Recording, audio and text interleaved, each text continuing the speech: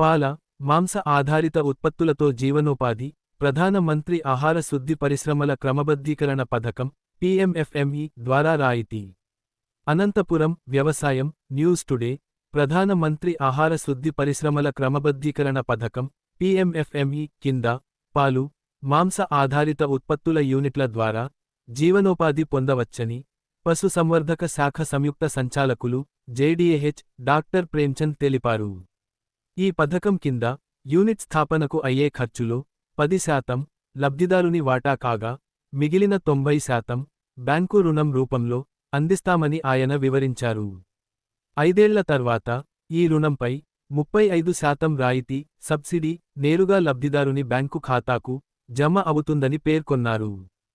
పాల ఆధారిత ఉత్పత్తులైన పెరుగు, మజ్జిగ, వెన్న, నెయ్యి, పన్నీరు, కోవా తీపి పదార్థాలు, మాంసాహార ఉత్పత్తులైన మాంసం ఊరగాయలు, ఇతర మాంస ప్రాసెసింగ్ తయారీ యూనిట్ల ద్వారా ఆదాయం పొందవచ్చని డాక్టర్ ప్రేమ్చంద్ తెలిపారు.